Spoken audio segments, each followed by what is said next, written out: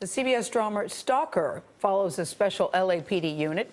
Golden Globe winner, that would be Dylan McDermott, who captured hearts as Bobby Donnell on TV's At Practice. I love that show. He plays Detective Jack Larsen now. Stalker left fans very anxious last week after Larsen's ex-lover, a prosecutor, was attacked. Here they are in a sneak preview of this upcoming Wednesday night's episode. You okay? Yeah, they're gonna let me out today. How's Ethan? He's worried about you, but he's been good. Okay. He did his homework without prodding and went to bed with very little negotiating. Till he learns how to work you.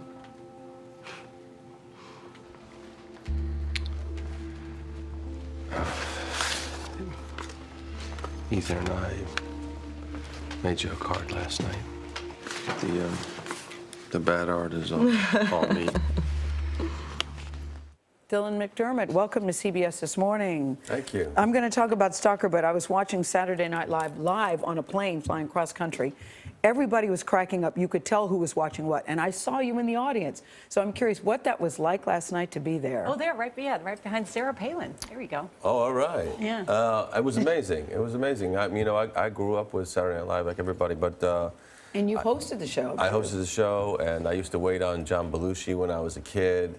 So to be there. Wow. How did you wait on John Belushi? I was a busboy at my father's restaurant, and John would come in like every Sunday to have brunch, and I would wait on him and clean this table. And it's the best thing in the world when you're an actor and you actually wait on actors. Yeah. Because you get to see what they really are like. Yes. But did you know that you wanted to do that when you were waiting on him? It's funny because when this whole thing of when you link up pleasure with something, it's always a great thing. Because when most times with actors, you're like, oh, it's too hard, and actors don't work, and you starve, and all that stuff. But when I saw John, I was like, oh, that's what I want, because people treated him so well. I mean, he was really royalty at that point. Yeah.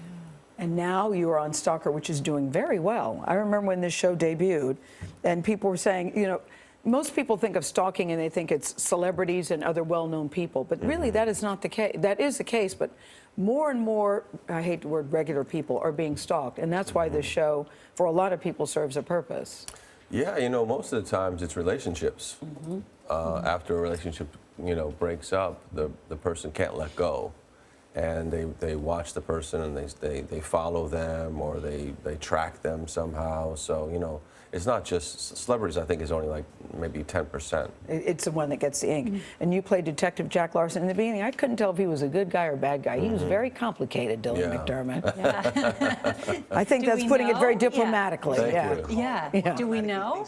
Yeah. I think he is. I think that he was sort of a troubled guy, and he's trying to make amends for his life. And I think he has a darker past, and he moved to LA to be closer to his son. And I think that he's trying to clean up a lot of his past. Maggie Q, your co-star, was on this show earlier, and we asked her about what it's like to co-star with you. Here's what she had to say. Is he just as dreamy in person? He's the dreamiest, I have to say. I mean, not just talented and not just accomplished, but also the kindest and most sort of generous co-star that one can have. Do you like how I set up the question? Is he just as dreamy in person? Very nice. Thank you. What's it like acting with her? Wow, Becky is really one of the smartest people you ever meet. I mean, she has incredible questions. She's so precise.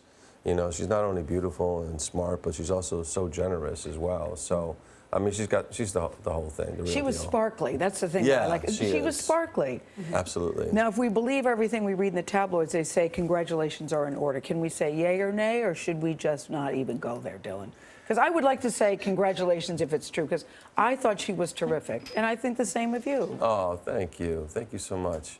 I don't like to comment on my personal life too much, but I will say that she's instantly the most beautiful person in the room. Yeah.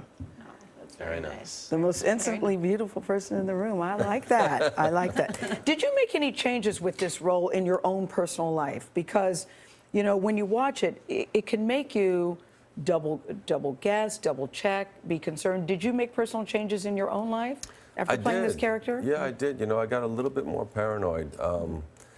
Because there's so much bad stuff out there in the world, So I did install some cameras in my house, And I have to say that it's a good thing to do. And you can check on your house yeah, you wherever can check. I check my phone. Yeah. I can see the cameras and. After you started doing the show, you put the cameras in. Yes, I did. Wow. Because I think, I think it's just important to be safe think so, and too. to protect yourself. You know what I think is cool is that Eve Ensler's your stepmother. That's about her too. She's famous for the vagina monologues. Yes. And she has this great question where she says in the middle of it, "What does your vagina like to wear?" And I was kidding with her saying, "Mine likes ball gowns." What does yours like to wear, Dylan McDermott? My vagina?